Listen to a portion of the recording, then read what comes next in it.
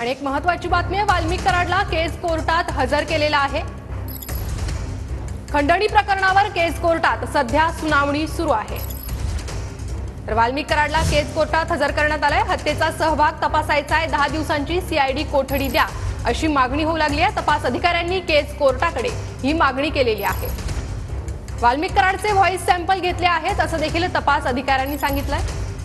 देशाबाहेर आणि परदेशात मालमत्ता जमवली आहे का ते तपासायचंय। अॅट्रॉसिटीच्या गुन्ह्यात कराडचा तपास करायचा आहे असं तपास अधिकाऱ्यांचं म्हणणं आहे। तर कराडच्या सांगण्यावरून घुले आवादा कंपनीच्या कार्यालयात गेला। 6 डिसेंबरला घुलेचा देशमुख आणि ग्रामस्थांसोबत वाद झाला। वादानंतर 9 डिसेंबरला घुलेनं संतोष देशमुखांची हत्या केली असं तपास अधिकाऱ्यांचं म्हणणं आहे। कराडच्या सांगण्यावरूनच घुले आवादा कंपनीच्या कार्यालयात गेल्याचं अधिकाऱ्यांचं म्हणणं आहे आणि त्यानंतरच वाद होऊन संतोष देशमुखांची हत्या झाली असं तपास अधिकाऱ्यांनी कोर्टाला सांगितलंय। तर सरकारी वकील जेबी शिंदे यांनी कोर्टात हा युक्तिवाद केलाय। वाल्मिक कराडला सध्या केस कोर्टात हजर करण्यात आलेला आहे आणि युक्तिवाद सुरू आहे। खंडणी प्रकरणी सुनावणी सुरू आहे। हत्येचा सहभाग तपासायचा आहे, 10 दिवसांची सीआयडी कोठडी तपास अधिकाऱ्यांनी केस कोर्टाकडे मागितलेली आहे। तर वाल्मिक कराडचे व्हॉइस सॅम्पल घेतले आहेत असं देखील तपास अधिकाऱ्यांनी सांगितलंय। देशाबाहेर आणि परदेशात मालमत्ता जमवली का या संदर्भात देखील तपास करायचा असल्याचं अधिकारी म्हणतात। तर कराडनं आवादाच्या थोपटेंना फोन करून धमकी दिलेली असं सरकारी वकील म्हणतात। कराडच्या सांगण्यावरून घुले आवादा कंपनीच्या कार्यालयात गेला। 6 डिसेंबरला घुलेचा देशमुख आणि ग्रामस्थांसोबत वाद झाला।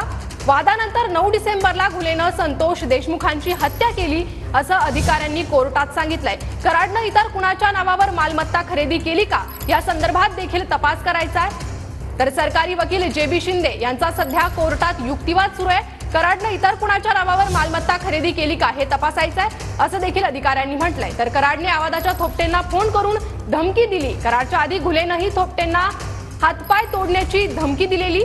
कराडनं आवादाच्या थोपटेंना फोन करून धमकी दिली असा दावा सरकारी वकील करतायत। तर कराडच्या सांगण्यावरूनच घुले आवादा कंपनीच्या कार्यालयात गेला होता। कराडनं आवादाच्या थोपटेंना फोन करून धमकी दिलेली होती असा युक्तिवाद सध्या सरकारी वकिलांकडून करण्यात येतोय। कराडच्या आधी घुलेनंही थोपटेंना हातपाय तोडण्याची धमकी दिली होती असं सरकारी वकील म्हणतात। तर केस कोर्टामधून आपल्याकडे सागर सुरवसे आपले प्रतिनिधी जोडले गेले आहेत। सागर, काय अधिक अपडेट आहे या सुनावणी संदर्भात?